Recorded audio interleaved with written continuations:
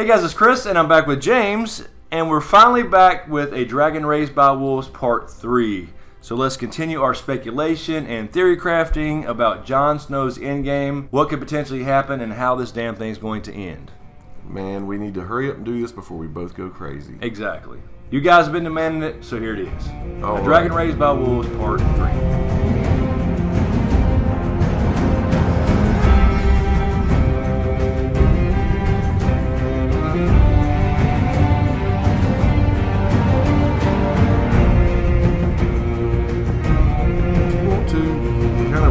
What we've talked about in 1 and 2. It's been a while. Yeah, so I guess kind of to rehash, we've kind of went over a lot of the mythos in this world. We've kind of a lot of the events like, you know, the Pact of Ice and Fire that never happened. We've talked about the Night's King as far as the 13th Lord Commander and the Night's Queen as far as the history on that. We've talked about the Night King, what the White Walkers want, what they're reacting to. We talked about it possibly being Jon's birth, the magic in our story that requires blood on both sides. You know, we talked about kind of the symmetry between ice and fire. That's what I was going to bring up. That was the first thing, was Jon is both, you know, Dany's fire, Night King, ice. Kind of laid out some players that we thought would be aligned with each side and how they fit in. Just to kind of, you know, use symmetry as a tool to kind of get to a destination here in our thinking. So a lot of stuff we've covered so far, but we need to add some more details to that and kind of get down to the nitty-gritty. And talk about where our mind, or your mind, has taken us. I told him earlier, I said, you know, it's your mind that's going to figure this out. I'm just here to try to help dig it out. Because it's in there. I know it's in there. Right. There's just so much book stuff and so much show stuff. And now, you know, there's so much stuff in the show surpassed the book, so we hadn't got Winds of Winter yet. But I do think it will all basically be the same key players, the same ending. We got Jon Snow's, you know, parentage confirmation. Right. I think it'll probably go down a little bit different. That's another thing we talked about, the Crypts of Winterfell. Yep. You know, a lot of speculation on that. With the Crypts of Winterfell, I would say, though, I think it's probably more of a book confirmation thing for his parentage, something calling to him down there from his Targaryen lineage. And the statue of the lady he thought was his aunt all this time. Yeah, it could be Lyanna's statue, and a lot of people have speculated, you know, there's something down there, whether that's, you know, Rhaegar's armor or something like that. And I think there could be something down there. If there is an actual Targaryen artifact that Ned would have put down there from the Tower of Joy, the only thing I can think of that makes sense would be Rhaegar's harp. You know, he played this silver stringed harp, and that would be something that would be left at the Tower of Joy, not his armor, because he died in his armor. Okay. You know, he died in his armor at the Trident when Robert killed him. And I think if there's anything down there, it could be Rhaegar's harp, and that may be something hidden in Lyanna's crypt, for example, or maybe there's a secret crypt or something like that. After our talks about the Night's Queen and all that kind of stuff, and dragons under Winterfell, I think it makes more sense, at least in the books, for it to be something related to his parentage that's been calling to him. Just another hint for us, you know, as far as parentage goes. Well, let me ask you. Let me kind of go towards how we're going to start steering this a little bit. I would like for you to talk a little bit about your thoughts on the White Walkers and the fact that maybe they're not as evil as we think. Yeah, so that's the big thing is, you know, they're certainly doing evil shit. They are. You know, they're killing people, innocent people, but the question was that we started bringing up in parts 1 and 2 was, what are they reacting to and what's their POV? We don't have a POV chapter in the books at all. In the books, as a matter of fact, we don't have a de facto Night King leader. We haven't met him yet, if we do at all. Demetrius from Patreon had asked in our Q&A the other day a question I didn't want to really answer because we were going to talk about it here, and that is, could the Night King and the White Walkers, because it is described in the books that they essentially have a culture, you know, they have a language, you know, they have armor, they're described as beautiful black armor with, you know, that reflects light. Jon actually has a dream, we talked about that before, where he is in that armor holding a red sword. Even though they come off as pretty evil to us, we don't know what their motivations are. And the motivation to me, if I had to boil it down, you know, would be they're reacting to Jon Snow's birth. But the question is, if that's even the case, are they reacting because it's a threat to them or it's an opportunity to them? That's what I think. I think they're more or less they're seeking something more, than they're just going to mow over to take over the whole continent. Right. I really think they're seeking something, and once they find that, if they have the chance, if this big army doesn't stop them, then we'll find out it's not as evil as we thought. Right, and so the idea is, in kind of what the answer to Demetrius's question was it could be that they're not actually looking to take over the world and just destroy everything and kill everybody and turn them into whites, but that they're actually seeking their humanity. And that's just a guess of mine. It's a possibility, at least, that they're, whatever they're reacting to, and again, going back to Jon's birth, they know the potential's there, the ability to get their humanity back, which was stolen from them, to be fair about it. And I do think that, to get specific, that the Night King, original Night King that we call from the show, the original first White Walker, was a proto-Stark that was likely a warg or greenseer. And that's how he's able to see Bran in a vision on the show and actually touch him physically, and how he kind of keeps up with Bloodraven, because when he killed Bloodraven in season 6, he knew who he was. Right. He had that stare down like, I finally got you. No doubt. I've been hunting you for 1,000 years in the show, although in the books he's not that old. He's older than his mortal lifespan because the trees are keeping him alive as far as werewood.net. But there's likely in the books a string of green seers going back to the beginning that, as far as a three-eyed raven every couple generations, that they kind of similar to that Hardhome scene. The look, I mean, when he looked at Jon on the boat, he knew Jon. When he looked at Bloodraven, he knew Bloodraven. When he looked at Bran in the vision, he knows these people. Right, there's some connection there, and of course, if he's a Stark, he could identify with Jon. Yep. And Bloodraven was a Targaryen bastard, great bastard that was legitimized, but his mother was a Blackwood, and that's Northern blood as well. So, but I think it's probably due to the fact that they're all related. They're all related with the same type of abilities. In the books, Jon is a warg. He does resist it. He's not a green seer. He doesn't have the green seer like Bran or anything. He's not that powerful, but he is a powerful warg. Even Varamir Sixskin says that, but he resists the power. No hint, book or show of any green seer abilities. None, no. I didn't think so. No, just Bran is the man with that, and then Jojen had a little bit of green sight, but he didn't have the warging part. Okay. And so Jojen was there to get Bran to Bloodraven. Okay. Now, I need to ask you this, and why I haven't asked you this before is really crazy. Okay. Bran is Stark and Tully, right? Right. Why is he the chosen one? I mean, you've got Sansa and Arya also in that litter.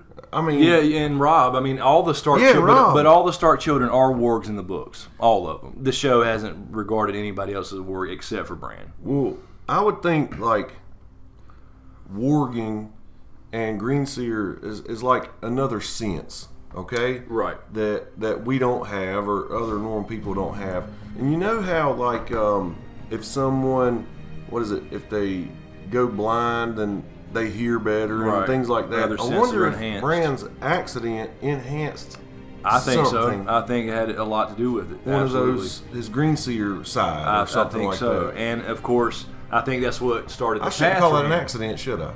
It may not be an accident. I mean, he got pushed, but he needed to get pushed. He may have needed that push because otherwise he would have grown up wanting to be a normal, lord and knight and riding horses and being a warrior and all that stuff like he wanted to do. He may not have ever chosen the path to get to Bloodraven, and he needed him to get there. So Jaime's the hero. End of story, guys. Yeah, end of story. Jaime's it. Jaime's Azor Ahai, Prince that was promised, and the last hero. But that is crazy to think about. I mean, it needed to happen. Yeah, I mean, I think that was definitely related to that. That started his path. Since you're saying, we think he's proto-Stark.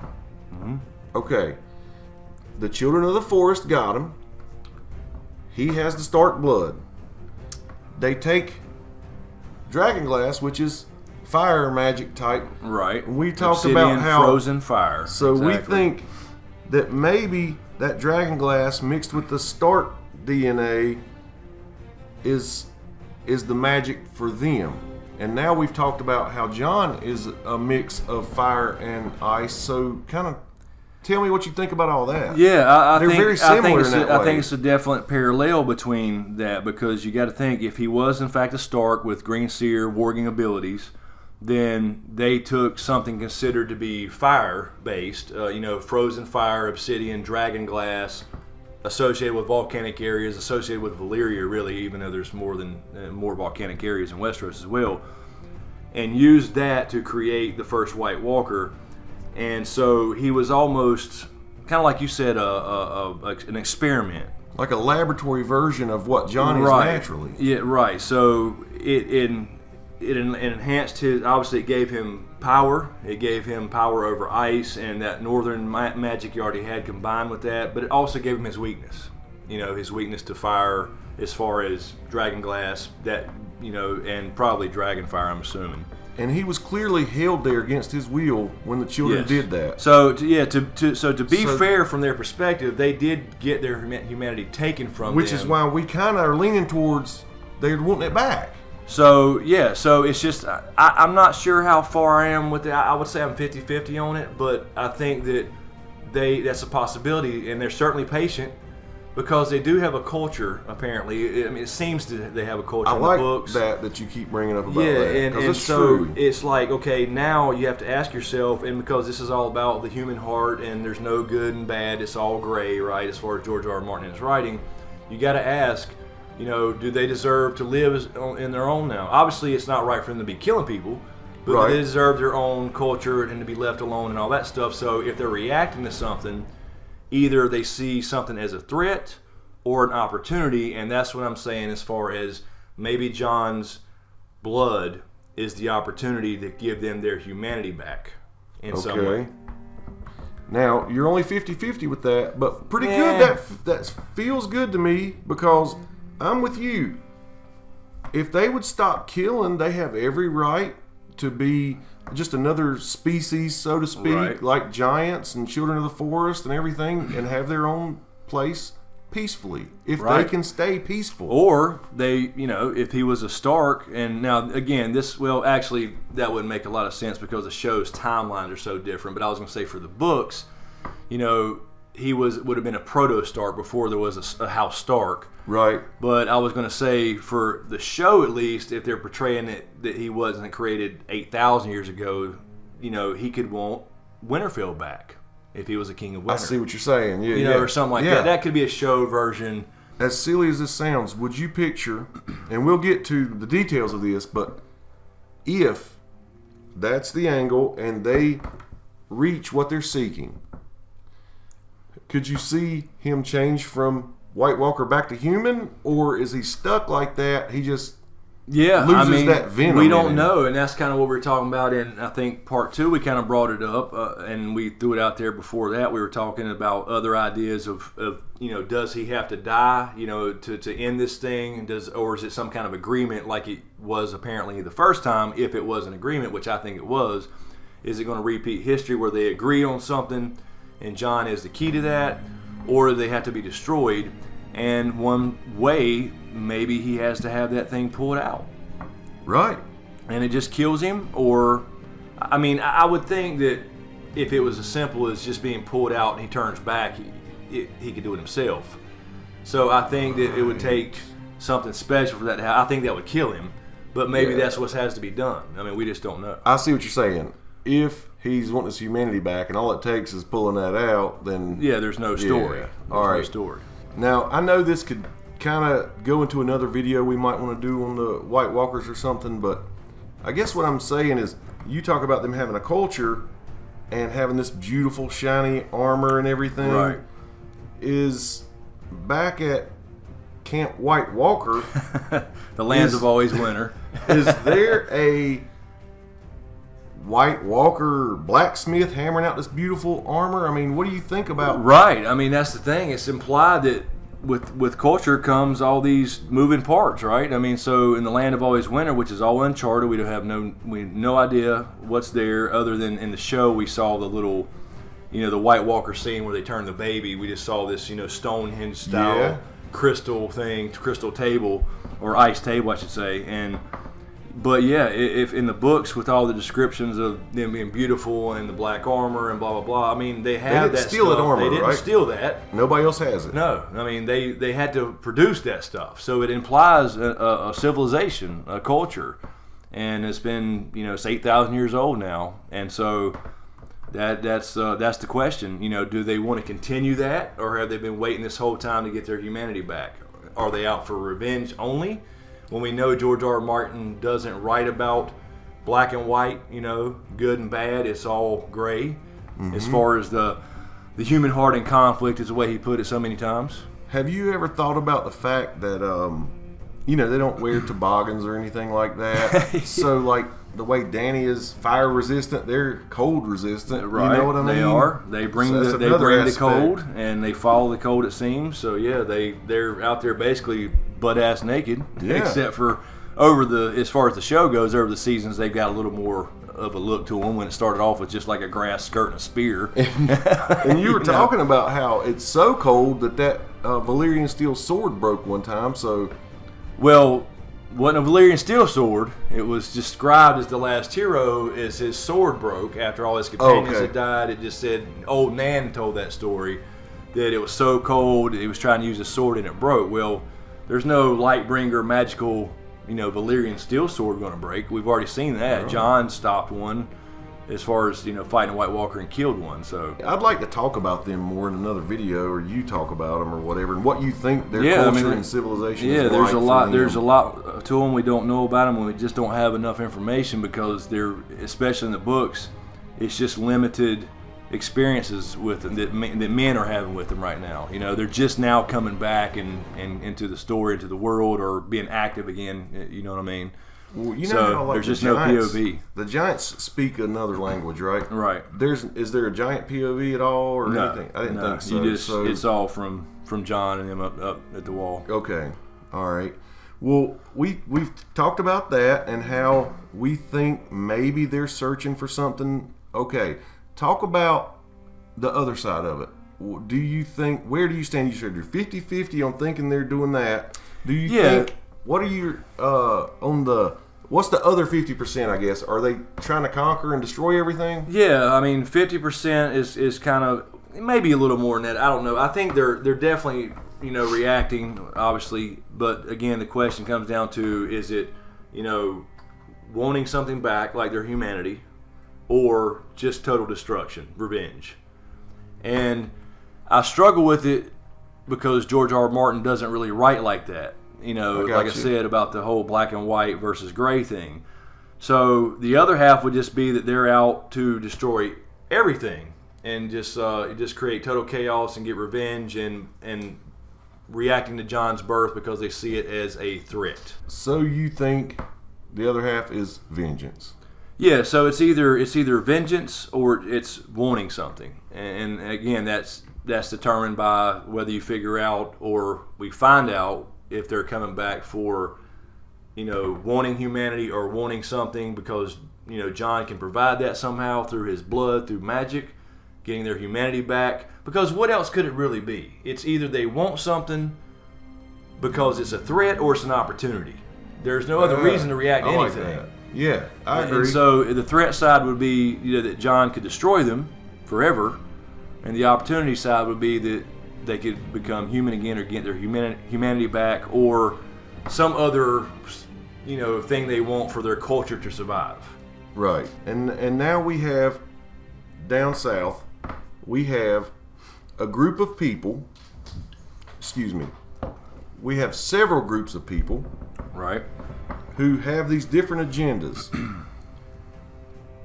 who have to somehow come together, forget these Battle of King's Landing, right, and all this stuff, and somehow work together to stop or contain that. Right, and that's kind of goes into the whole Azor Ahai, Prince that was promised, last hero.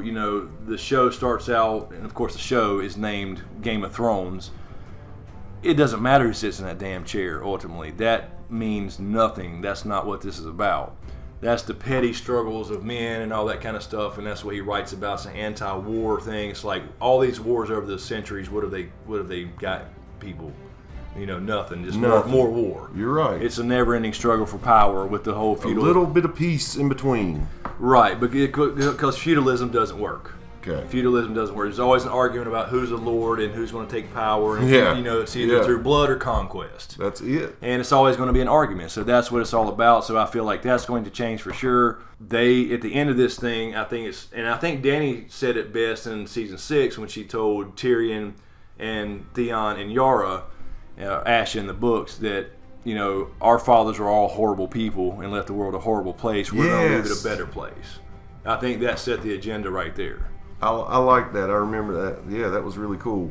So, what is going to happen, Chris, to bring these groups together? Somebody like Melisandre is going to say, this is what's happening. Bran. Yeah, Melisandre's actually said that. She said, you're right. When she was referring to Davos in the letter they got from the Night's Watch, she looked into the flame and said, yeah, the real war is north. You got major houses left, right? So you got Targaryen coming over now. Yes. You have Lannister is basically wiped out, except for not wiped out, but Tywin was really carrying House Lannister.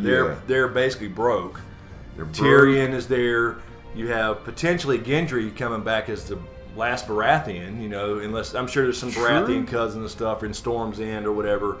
But you have all these major houses that are always at war, have been at war throughout the history of it. And at the end, I think it's about all those houses coming together and being restored to some kind of name. How did they put aside their differences to fight the White Walkers? I think I think the same thing that would happen in real life is the survival instinct. But it's like almost it's like the people in the north that see that, the people like Jon and Sam who have seen the White Walkers, the Night's Watch for that matter, who've seen what the real problem is. Once you see it, fuck all the rest of it. That's right? what I'm saying. And for years, they've been trying to send ravens down there and say, guys, we need help and all this stuff.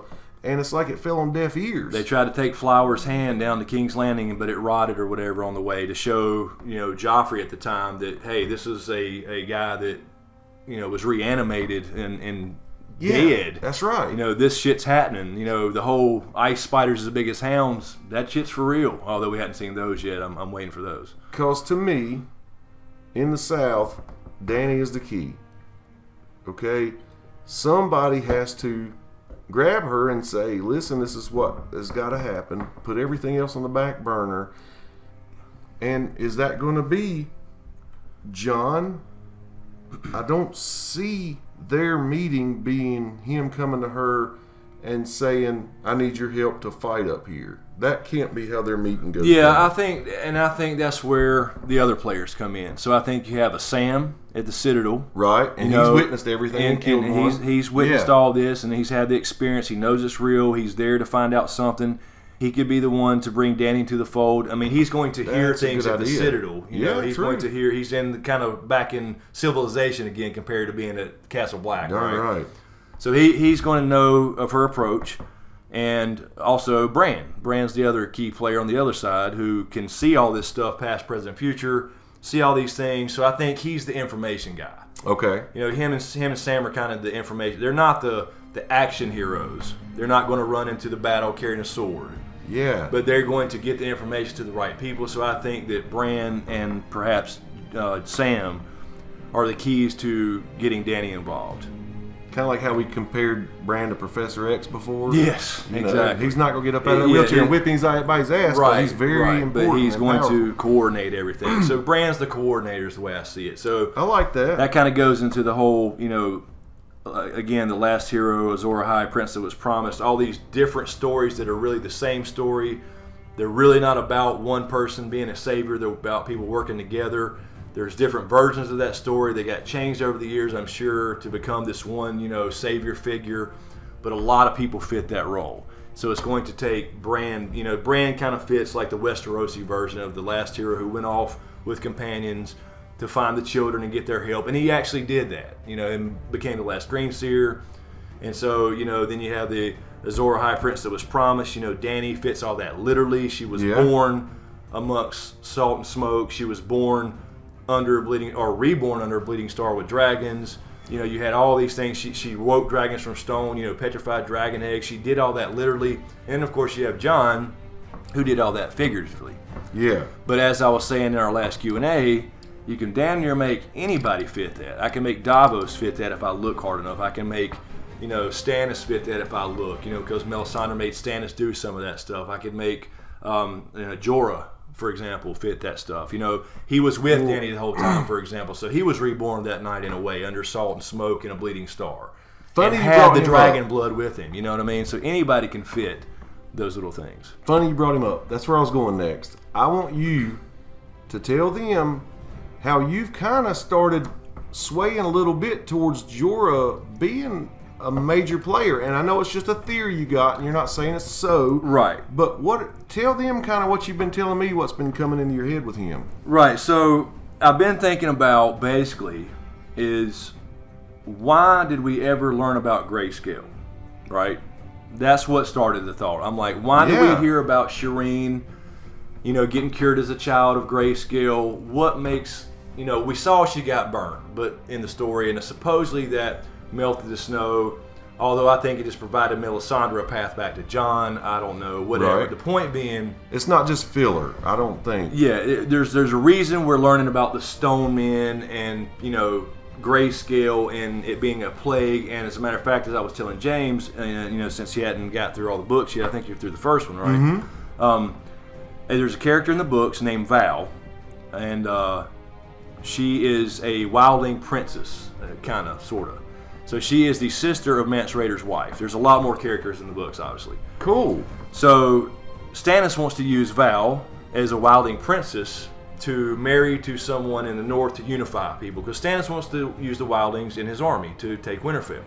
Okay. And Val ends up meeting Shireen with Selyse, and she sees the grayscale, you know, the mark on her face that's apparently cured. Mm-hmm. But she has. It's also noted a few times in the books that it seems to be worse in cold. Like grayscale would be worse if you were in a colder environment or something like that. So Val calls her unclean and basically walking death. And you know, Jon and him's like, wait, she's cured. She had this when she was a kid. You know, she got cured. Blah blah blah. It's not spreading. It's not spreading. Everybody's fine. She's fine, and she survived it and just got scarred by it. And she's like, no, she's not. She's not clean. So we keep hearing this stuff about the grayscale and Shireen with the example. In the books, it's John Connington who gets it with Tyrion when he saves Tyrion's life. Of course, in the show, they translated that to Jorah. Mm-hmm. Jorah has now been ordered by Dany to go find a cure. So the question, a lot of people say, will Jorah get cured? I don't think Jorah is going to necessarily get cured. I think he's going to try to get cured. But I was just thinking, and then we started talking out loud, thinking out loud about it, was... The reason is we keep hearing about grayscale and the Stone Men and all those things is, what if that is Jorah's way? Because I think personally that he's going to be in Westeros this year. Mm-hmm. I think that's, you know, he's been seen over there filming. So and that could be really anywhere, honestly. But you know, because they do a lot of indoor scenes in Northern Ireland. Oh yeah, true. But you know, he could go to Quaithe potentially and find a cure. He could go and find Melisandre or Kinvara or some red priest or priestess like I was mentioning Makoro from the books who cured Victarion, and he cured his hand and arm and everything, but it looks burnt and everything, but it's stronger than ever. So that was from a different illness. It wasn't grayscale, but it just kind of hints that it could be done potentially with a red priest or priestess with fire magic. But I was thinking, okay, Jorah is probably not going to get a cure, and he's got a limited time, although it spreads kind of slow, but he's probably doomed. But he will go out one more time for his queen. And I was just thinking, with the symmetry thing again that we talked about in the first That's what I think's so cool about this. Right, it's more symmetry that you can kind of use, although like I said, everything doesn't have to be perfectly symmetrical, but it gives you like a place to kind of start from when you're trying to think logically about all this shit, right? Yeah. So you have whites that are basically zombies and fire kills them. Right. That's it. Dragonglass doesn't affect them. Valyrian steel doesn't affect them. Fire or, you know, chopping them in pieces. That's what I was going to say. Just pulverizing them. And then I was thinking, maybe, you know, this human element, they were human. Mm-hmm. The Stone Men were human. Exactly. Essentially, they're still human, but they go crazy as it gets internal and affects their organs and brain. Blah blah blah. So they are essentially zombies. Yep. So what if Jorah ends up north, or wherever the battle kind of meets in the middle? Maybe it's Winterfell area. Maybe it's a little further south. It could be further maybe south, but it's going to be like winter because they're bringing it with them. Maybe it's King's Landing. We don't know exactly. I think a lot of people assume like the battle's going to be at the Wall. I don't think it's going to be at the Wall. I think they're coming through the Wall and going a lot further south. Maybe it stops at Winterfell. Maybe the Neck. Maybe it gets down to Dorne. We don't know. But I think that Jorah may end up, once like everybody's together, Jon and Dany, and they're fighting this war, or something happens, or maybe there's some skirmishes that start before this big battle. I don't know what it's going to be, but grayscale potentially spreads to the whites. Because why are we learning about grayscale? Now, it kind of sounds a little crazy because they're dead, but if you think about their human that were, necromancy raised them back from the dead. These people were human that got this disease, and they basically go insane and turn into these, rock monsters, right? Well, so what if I was just picturing some without scene? the whites, this war isn't that horrible. You know what I'm saying? Right. I mean, right. So we got to deal with that huge number of people. Right. And I was picturing, because it's not going to be so clean where you have 3 dragons come in and in one day they wipe out all the whites. Nope. It's not going to be that clean cut. There's no way. So I just had this picture in my mind of, he comes back to Dany's side with, and ends up that Jorah ends up being almost a biological weapon. Maybe some whites attack Dany. He goes in to save them. He makes contact with one, and all of a sudden you see this spreading like real super fast. Yep. It starts taking out shit tons of whites. And they're all, it's like accidental because he's in the heat of a battle, and that contact. And he realizes, wait a minute, I'm a weapon.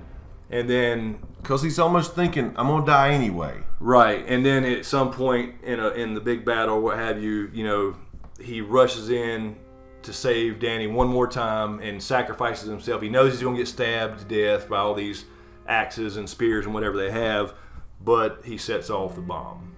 You know what I mean? So I was just thinking it is a parallel to the Stone Men versus the Whites. Yeah, and I like that because he's the kind of guy, he's the perfect guy to sacrifice himself. Yeah, he'll definitely do it for her. He would.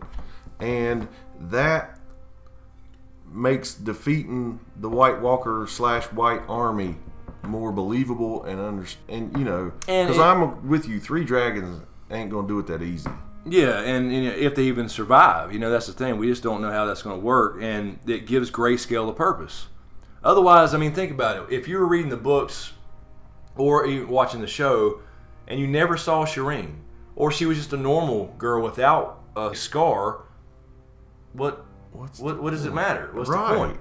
What's the point of having all these stories about the Stone Men, and what's the point of John Connington getting in the books and Jorah getting in the show and giving us the backstory on Shireen?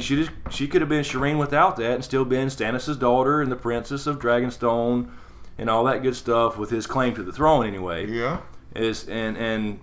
We never had to hear about grayscale. Has to mean something. I don't think it's just filler to represent some disease, in this world.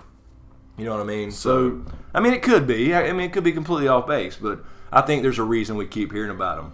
And I like that. And I think whether or not it's the whites or whatever goes down, I do think his grayscale somehow is going to come back into play and have the ultimate reason. I agree. I think he's going to sacrifice I just himself. don't think he can go, if there's a potential for a cure, whether it's Quaithe or a Red Priest or whatever, why get cured and then come back and live happily ever after?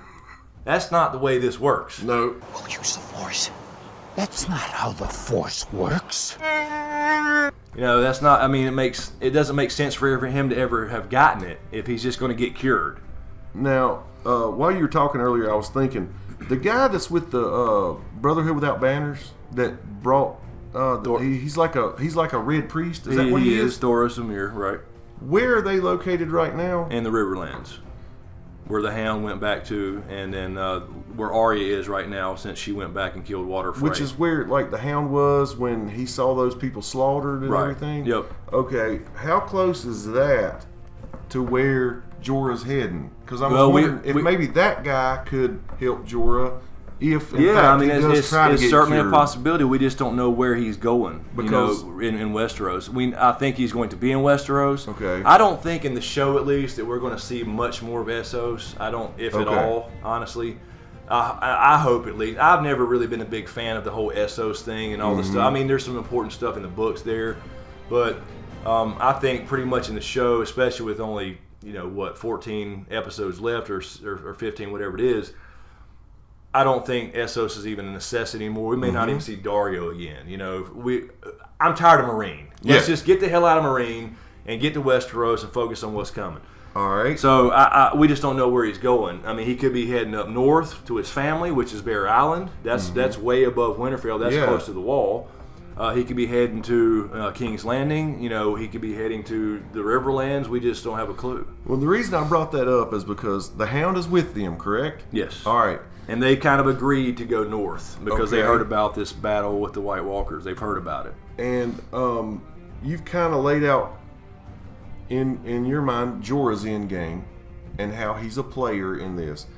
So he leaves and then somehow hooks back up with Dany somehow if, in fact, your endgame plays out. Now, you also were thinking, the Hound's going to play an integral role in getting Arya to where she needs to be or whatever. Right.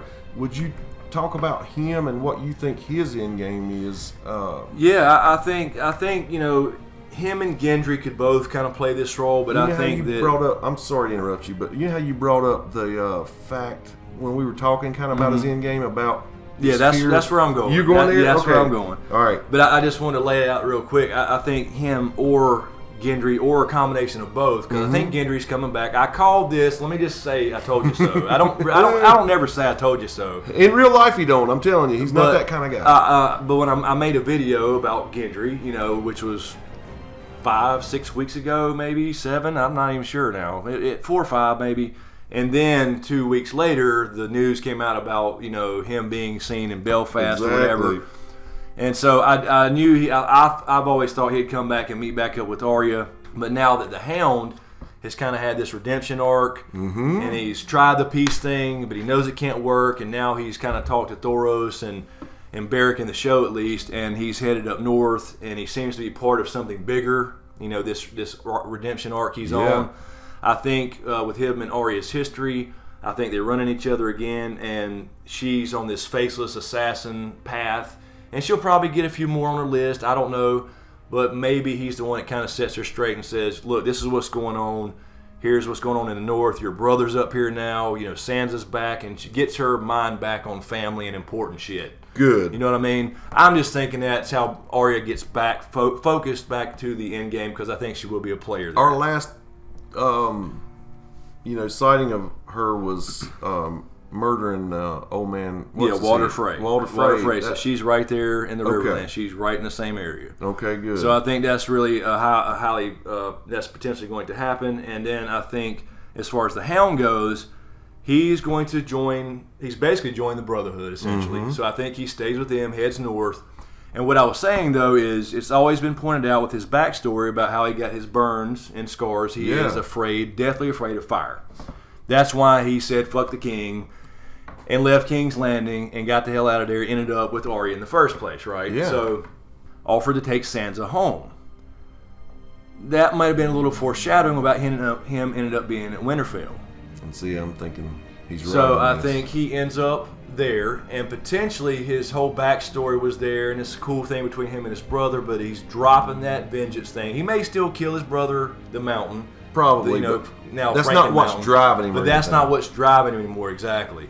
So now, I was just thinking, with his fear of fire, and we know that from their perspective about the White Walkers being the bad guys and being the ice side of things, that he could potentially be an in-game player, a big-time player even. I mean, you can make him be a Azor Ahai or the Prince that was promised, like anybody, but wouldn't it be ironic if he used fire to save the world, or just a person. Be the coolest for him. Or just a person.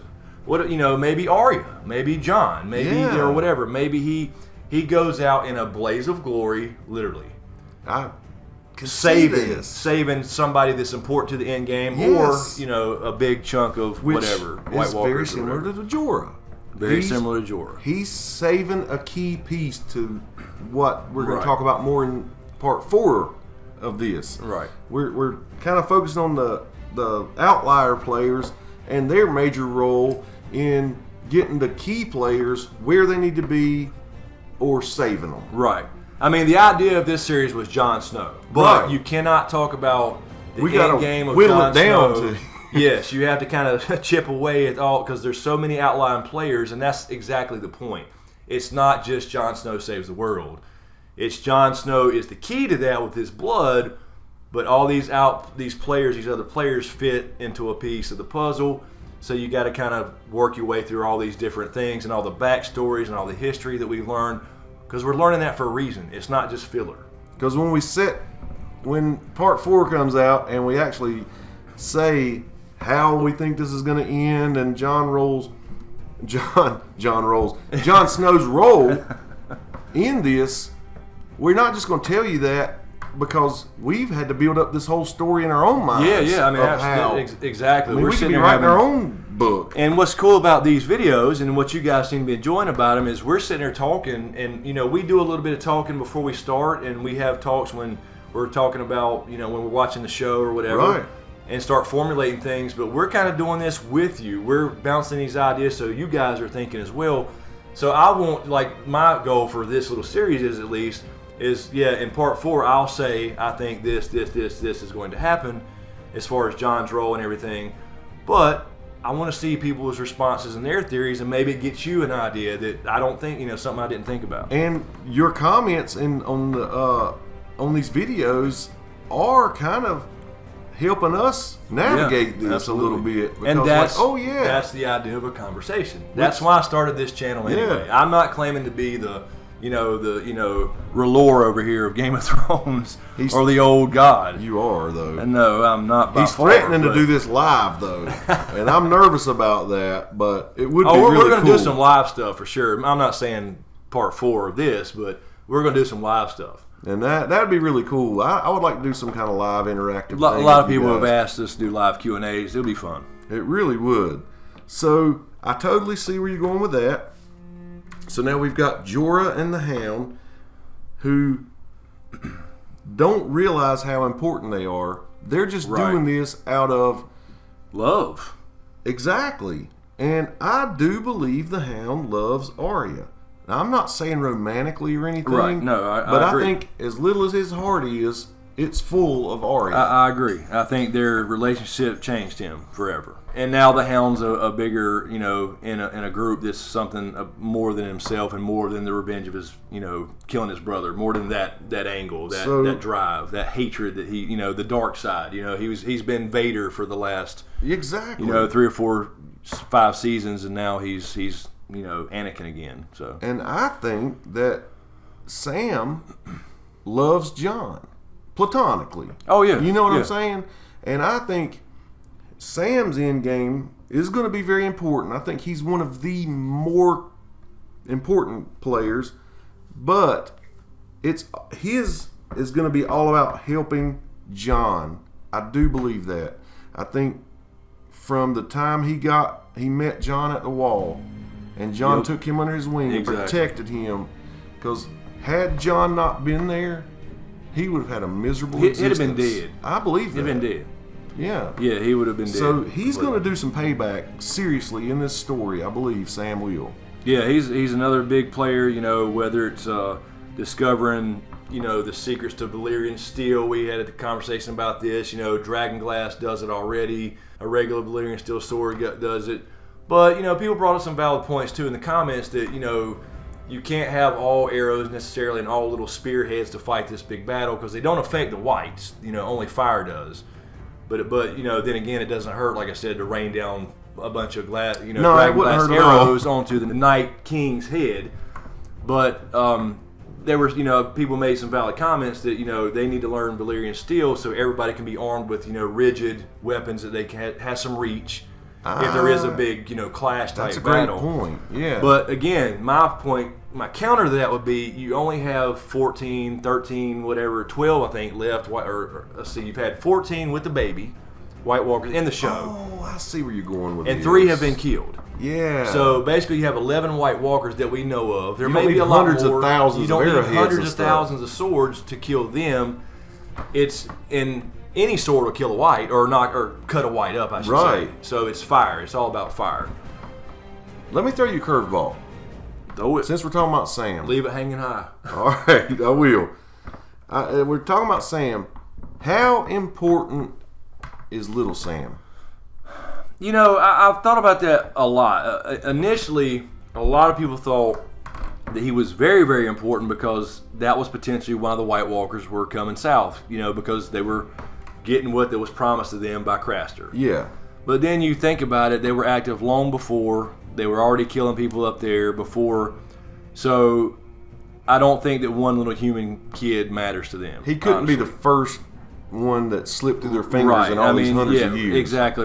If he's truly had 99 sons, they're all not White Walkers. Right. I mean, some have died or whatever. Exactly. We don't know that process. So they're not going to flip out if they lose another one. Right. They, Right. So I think it was more of a device for Sam, to be this father figure and to grow up a little bit and have some balls. Yeah. Compared to being a craven like he was. So I think that little Sam has basically become a device for that.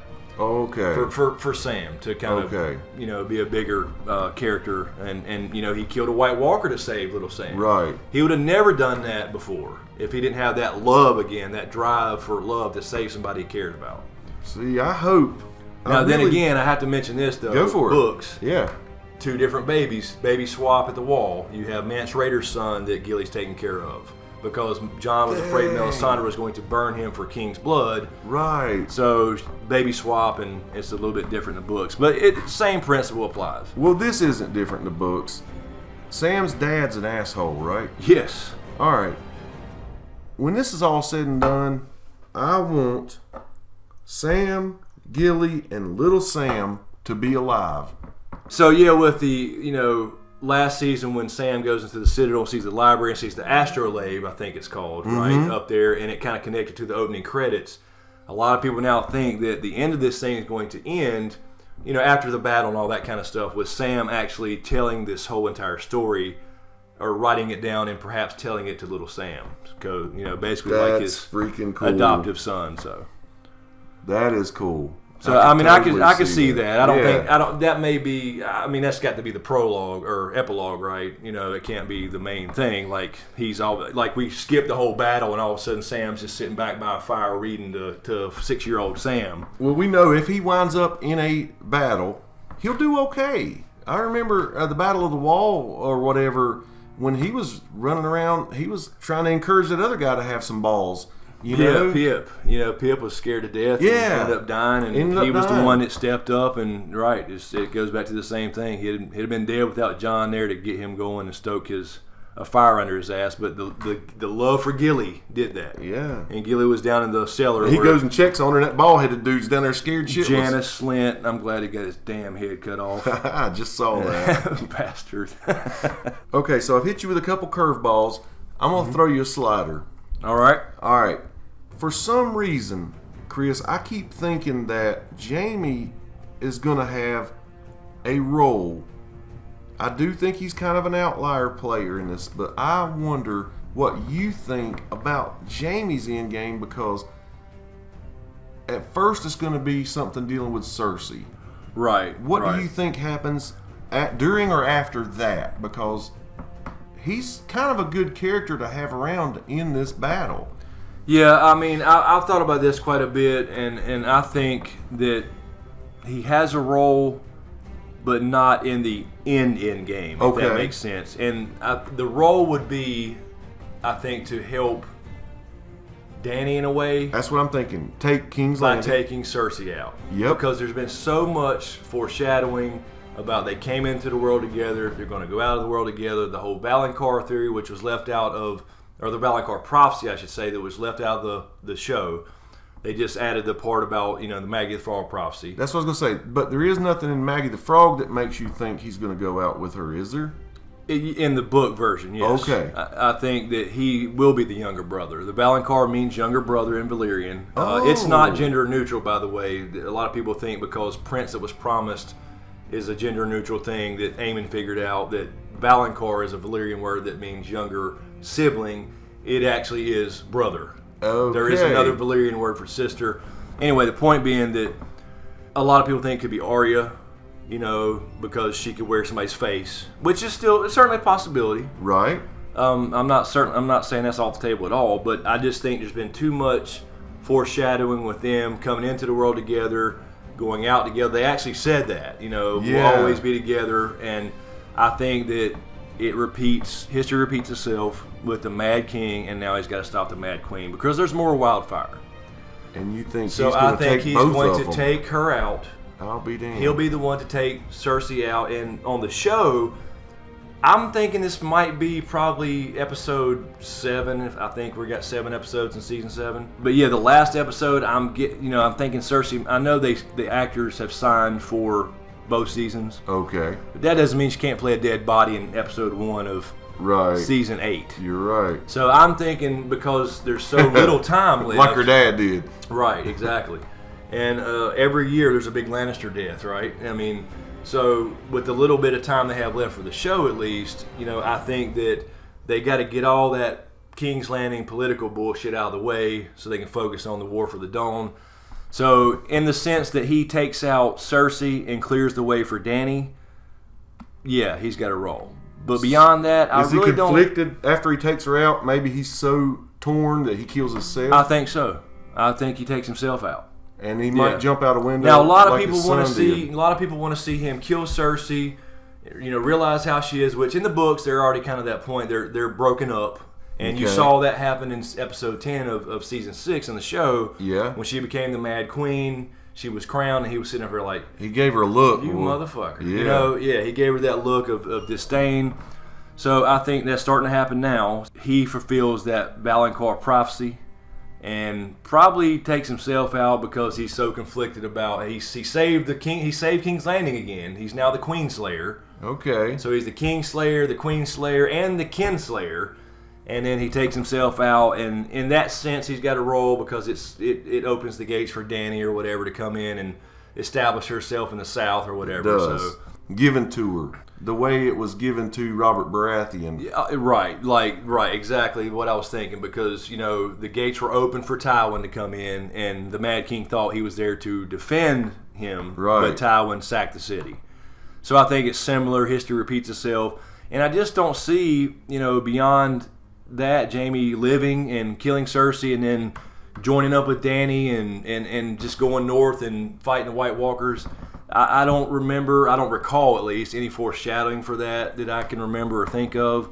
So other than just his arc and saving the, kind of one of those things where like he told Qyburn in that scene when Qyburn was healing his nub. Yeah. Qyburn didn't expect that answer when he said, he's like, how many people have you killed? He's like, countless, and he said, and Qyburn said, well, how many people have you saved? He said, and Qyburn expected him to say none. Mm-hmm. He said, like, the population of King's Landing. So I think that in itself is a role, if that makes sense. No, it is, man. So yeah, I mean, we'll see. A lot of people want him to, ride off in the sunset with Brienne. That's too clean. That's too clean for this story. So 2 options, you pick one. Okay. He dies. We're left with this golden hand. Right.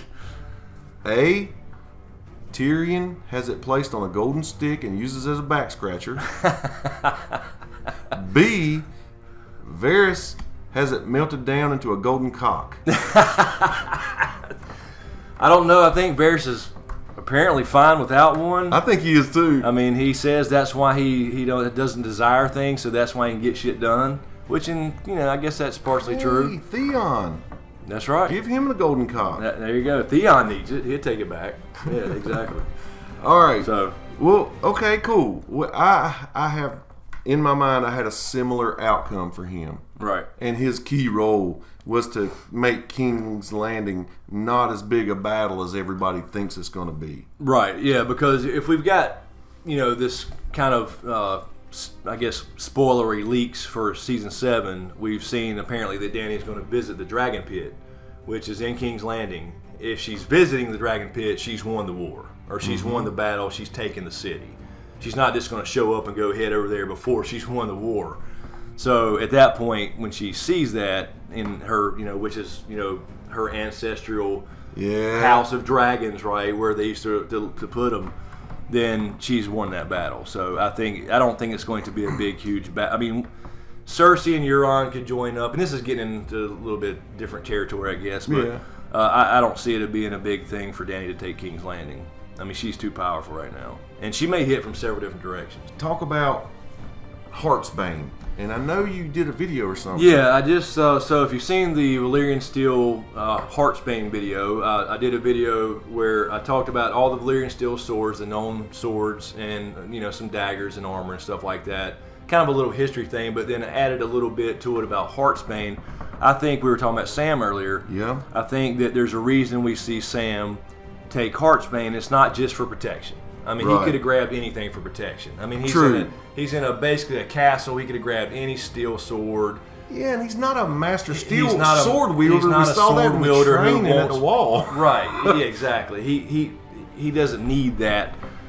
So I think this kind of goes back to what I was saying about the direwolves before. I've always said when people ask me about direwolves and the Stark kids, I think that the direwolf names are kind of hints in general about what's going to happen. So we have Bran, who's going to be responsible for bringing back summer. We have Jon, who was a ghost, and maybe he ends up a ghost permanently. We don't know. Sansa, Lady of Winterfell. Arya is Nymeria. Nymeria was a warrior queen that conquered Dorne. We'll see how that plays out. That's a different video. That's perfect, though. Right, and then you have, of course, Shaggy Dog, which was a Shaggy Dog story. It ended up going nowhere for Rickon. Yep. So I've always thought that with the direwolf. So I thought about the names of these swords, and Heartsbane. It literally means the bane of somebody's heart. So I'm thinking that it may play a role in our endgame, and it may play a role with Jon. If there is, like we talked about before, possibly being a sacrificial lamb. It goes back to the Nissa story a little bit, where a sword was plunged through his wife's heart to create Lightbringer. We're all about repeating history in this. We're all about repeating history, and I think these backstories that we've been talking about, this is kind of why you got to go on these tangents around. It's not just Jon, right? It's all these other characters and all these other stories, because I think that's what gives us the clues about the little things that's going to happen. So the reason they're there. I think, exactly, there's no other point for them to be there other than just, that could be a whole, like you could do a whole separate story on some of these things. It would be a great read, but it wouldn't have a big epic ending. Exactly. This helps us to kind of figure out what's going to happen. And so I think that name of that sword and him taking that specifically from his dad, and, I think it could be just point in the direction that there may be a kind of a repeat of that Nissa story, but it's not a literal Lightbringer. We've said that a million times. Yep. I don't believe there's a literal sword of fire. Right. But maybe there has to be a sacrifice, and that could be Jon, that could be Dany. If there's a blade going through somebody's heart, I think Heartsbane's going to do it. Or maybe it's the Night King. Maybe Heartsbane will be his Heartsbane, if that makes sense. Joke. So that's what I was talking about. I hinted at it a little bit in the Valyrian Steel video, but that's kind of where I was leading. I think that kind of connects with the name to the Nissa story, the sacrifice, all that kind of stuff. So. And the Nissa story, it took 3 tries, right? Three tries. And that's another thing. There's a lot of things you can go with that, with the whole story with the first tempered in water and it broke, and then the second was a lion's heart and it broke, and then the third time was the soul of his wife. So I think that may be a hint. Yeah. There's no other reason to show Sam stealing that sword. Right. Like I said, he could grab anything just to grab a sword, but he did that probably half to piss his father off because he was an asshole, which I can't blame him. Yep. But whether he knows it or not, Heartsbane will be important. Yeah, I mean, didn't his dad say something like, and maybe I'm wrong, don't even look at that sword, or it'll never be yours, or something exactly. like that. Basically saying you'll never get that sword. I hand that to my, a real Tarly, a lord, and you're a piece of shit coward, So that's really cool, and that's a cool idea, and I guarantee you, somebody's going to comment on that and have I hope some so. ideas. I do too. And I think it's there. We saw him take that for a reason, and I think that ties back a little bit to the idea of a sacrifice with Nisa. Because it was a big sword. He's lugging it on foot. Right. That could be a sword to do it. That could be the sword to do it if there is to be one. He could have picked up a hatchet or anything. Right. And there is a reason. I agree with you, bud, on that one. There was something else I know you were wanting to throw into this one before part 4 to kind of set up how we're going to do part 4. Talk about Jon maybe being the literal prince that was promised. The prince that was promised, the way that's worded just seems interesting to me, because what if, she's now labeled Jon the prince that was promised. Absolutely. After she realized she, misread the flames and Stannis wasn't it, she's now calling Jon the prince that was promised, the Savior reborn. But what if it's the prince that was promised as in a literal promise? A promise to the White Walkers, to the others. Like they had this, they are aware of prophecy because he's got the power of green sight. Yeah. He can see Bran in visions. He can touch Bran in visions and hurt him and mark him, obviously. So what if the prince that was promised, that little tale or that little, version of the story actually means that an Ice and Fire child was promised to the Night King and their people for whatever reason, whether that's to prevent their destruction, or whether that's to, like we were talking about before, maybe regain their humanity through his magical DNA. And you talked about like that pact of ice and fire or whatever. Yeah, if it had happened, right? What were you saying about that? I was saying that we talked about this in part 1 and 2 a little bit. The pact of ice and fire that was during the Dance of the Dragons, the Targaryen Civil War. Yep. And basically, it was a promise for the Starks' loyalty to the Blacks, which is the Blacks and the Greens were the sides in the Civil War. That's right. I remember that talking about a Targaryen prince would marry a Stark princess, or vice versa. I'm not sure. Right. Anyway, the point being that was a pact of ice. It was called the Pact of Ice and Fire, but it never happened. Yes. So what I was saying was, we got that story, I think, in my opinion, because you could have had the Targaryen Civil War and the Dance of the Dragons without even having that mentioned. You could have still had somebody riding up there trying to get Stark loyalty, or not at all, or whatever, and it would still been a great story to tell as far as some Targaryen history. Yeah. But why was that mentioned? Because I think if that would have been fulfilled, they would have then reacted to that. So we would have never had Jon Snow. We would have never had the current group of characters we know would have never been here. Whatever's about to unfold would have unfolded then. Exactly. So I think if the Pact of Ice and Fire during the Dance of the Dragons would have been fulfilled, then the White Walkers would have reacted to that, because that would have been the Jon Snow of the day. Right. The Targaryen and Stark magical Ice and Fire baby. So that was kind of there, I think, to say, yeah, this is what they're reacting to. If he is a literal prince that was promised, that kind of plays into what we're wondering about, and you're 50-50 about on what they're after. Right. I mean, if he is their prince that was promised, are they just coming trying to get him? Because we have determined, or we have guessed, that they are reacting to Jon's birth. Yeah, because it goes back to the whole. Now, a lot of people. There's a lot of. This is not mine by any means. There's a lot of people out there who think that Jon's got to become like the next Night King or their leader for some reason. I don't buy that in that sense, because it could. It could be anybody. Mm-hmm. Let's say there's a guy named Fred. I like that. Fred, I don't know, Fred Waters. He's just a bastard dude who has no Targaryen or blood and no Stark blood. He's just a regular old guy. And the Night King shows up. He goes and wanders up north of the Wall for whatever reason. Mm-hmm. And he's a good guy. He's just out hunting for his family.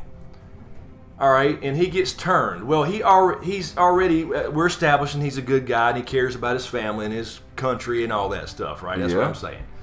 So, if he becomes a White Walker, he loses that humanity. So why does unless he has the special blood? Is that where you're going? Right. So what I'm saying is even kinda. What I'm saying is even if you're a good person who wants to defend the realm, once you turn, you turn. How can Jon become the next Night King just to keep them away and keep his humanity? What I'm thinking is it is his unless blood. It is his actual blood that it gives him that ability to be one, but keep his senses, kind of like a Benjen, half and half. But then again, there you go. Benjen's a Stark only. Yeah. If he's cold, he is cold hands in the show. Now I know he's not in the books, but likely he's going to be the same type of character when he does return in the book. So Benjen's Stark only, and he still has his humanity saved the same way that the Night King was created, with apparently dragon glass in the heart. So why do we need Jon at that point? I'm thinking to give a little, I don't know, validation to their race and be the go-between, like he was with the wildlings. He was kind of a go-between. Right, and that's what he kind of is, and kind of why I think it points to him being this buffer of whatever it's going to be, or this potential sacrifice, is because he is the unifier. He's the guy he walked who right up in that camp to talk to Mance. Right, and nobody's done that in 8,000 years. They've been at war for 8,000 years. Yeah. That's kind of the idea and why he's kind of the special guy. He has that foresight and that forward thinking to end all the old bullshit. Yeah. And step into the new world and adapt. But what I'm saying is, just flat out being the next Night King doesn't really fit the narrative for me, in the sense of him being a special Targaryen / Stark. And we'll definitely reveal what we think. I'm trying to beat around the bush, but in part 4 we're both going to say what we think is going to go down. Right. So I like the idea, because what it's saying is somehow he would be able to turn and keep his consciousness exactly, and able to in order to lead them away from the wall and back to the land of always winter forever. What I'm picturing, and that is certainly possible. Maybe that magical blood gives him that ability, but it doesn't make a lot of sense to me for all this other stuff that we're talking about to happen just for him to be a new Night King, when the Night King seems perfectly content being the leader right now. He's just kind of tough. It doesn't seem like they would want him just to be their leader so they can go back, and they wouldn't necessarily know his commands or whatever, I guess, but they want him to be their leader for what? Maybe to talk to Bran. I think he's Bran's brother, and to actually meet without the hostility. Right, yeah. I mean, like between him and Bloodraven, and like I said, Jon is certainly the kind of the unifier. We've seen that over and over, and he got killed for it. We're to the point where there's stuff we want to say, and we want to save it for part 4. Right. So this is kind of a cool place, I think, to so let's kind of just bring it put together. a little bow on it and wrap it up a little bit. So I know this wasn't a lot about Jon Snow directly, but you can't go directly. You have to build up these other characters or talk about them and get the hints from their stories and how they're going to fit in. But I think the bottom line here is, this is a story about, yes, Jon is the key. His blood is what we're getting to, is the key. His actual blood, his DNA. Otherwise, there's no point in any of this. Otherwise, there's no point in R+L J. There's no point in hearing about the Pact of Ice and Fire. There's no point in these two major houses even being any more special than, say, Baratheons or Tyrells. You know what I mean? So it's definitely him being the key, but it also takes these other players to be the hand that turns the key. Exactly. So you have to have Bran in place. He's the information guy. He's the coordinator. You have Sam, who's the history guy, who's going to study and learn about what happened in the past potentially. Maybe also Valyrian steel, as far as, weaponry to fight the war. So he's kind of the history buff. Then you got Jon himself, the unifier / warrior. Then you have Dany coming across, who is, the other half of the equation. Yep. As far as the fire side with the fire power, she's got the cavalry, she's got the dragons and the magic behind her. You have Tyrion, who is helping her understand where she's going. Yeah, and he's the hand now. Right, and so they have these plans, about just being the queen, but she's going to learn there's a whole lot more going on. Oh, wow, yeah. So Tyrion's in there mixed in with that as well. You got 3 dragon riders potentially. So you with Tyrion's probably in that boat as well, I'm imagining. And so you got all these other pieces. So we started off as a Jon Snow endgame video, but it ends up being just basically an endgame video. That's right. As far as the series. But that's kind of the idea. But what we were trying to do is say, in this endgame, we want you to understand Jon is an ice. Right. And Dany's not fire. Jon's more important than that. And it takes a lot, Yeah, going back to the basics, the Night King is the representative ice, you could say, or that northern, ice magic. Dany, obviously, pure Targaryen, fire magic. Jon is both. He's the key, but it takes all these other pieces of the puzzle. So that's why you have to talk about the Night King story that we talked about, parts 1 and 2, and kind of get some clues from that. Yeah. You have to talk about the original Night King, how he was created, why he was created, why are they there in the first place? What are they coming back for? Again, we have said I think it's Jon's birth. I think you agree with that. I do, because it really makes no sense as far as the timeline goes. As far as the timeline, it's got to be relatively recent, but not too. You know what I mean? If that makes sense, because otherwise they're building an army for 8,000 years. That's a little too long. Yeah, they're certainly patient. You have the prophecy side of things where Jon fits that figuratively, Dany fits it literally, other people fit it in different ways. Bran kind of fits the last hero story. Jon and Dany both as Azor Ahai, a prince that was promised, literally and figuratively. The Dance of the Dragons history, as far as the Pact of Ice and Fire, that could have been. Right. It would have been if that was fulfilled. Would have never got to our story, I believe. So anyway, we have to mention all these kind of backstories and pieces of history that's there for a reason. We get a lot of hints about werewood.net, blood and feast. by reading their comments, they know it takes all these out. Oh, absolutely, absolutely. Because that's what they keep bringing up too. Exactly. Is, well, what about him? You can't what about go her? into you can't go into one character and not learn about 10 or 15 more. No way. It's just the way it works. So just so many hints about so many things, and you have, like I said, werewood.net. There's so many hints about blood feeding that, and that's all going to be that's going to be a big part of the end. So anyway, that's kind of where we're at. I think we've got most of the other characters kind of wrapped up as far as their potential roles. So we'll get into some detailed stuff, although it could be way off, could be wrong about 100% of this. I don't know. There is one person I would like to ask you about, but I think I'll save it for part 4. Part 4 might be an hour long, guys. Just get ready. Yeah, it's going to be epic. It might be 10 minutes. I don't know. We because I don't want to repeat everything, but almost every time you have this conversation, you almost want to repeat everything you just said to kind of have it fresh in your mind. Yeah. But yeah, go back and check out parts 1 and 2, and then watch this, and then get ready for part 4, and we'll lay it out, and we could be completely crazy.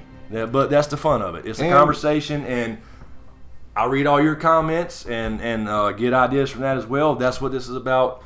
Let's figure out how this damn thing's going to end and together, see how close we are, and let's do it together. Glad to be back and glad to finally deliver part 3 to you guys. I know you've been wanting it, and you will not have to wait that long again for part 4. No, it's coming. It's coming, and these guys have been asking. You darn right. So I'm glad you enjoy it, and we'll leave it there for part 3 of A Dragon Raised by Wolves. So stay tuned for part 4 coming soon. In the meantime, we'll probably have another Q&A out, and I'll probably have a few more solo videos out. So keep an eye out for those. As always, thank you to you guys on Patreon for the support. It really means a lot. Really appreciate it. Please be sure to share these videos, the entire series for that matter, if you think somebody would enjoy it. It certainly helps the channel when these videos get shared, and leave us a like, and be sure to comment. Let us know what you think.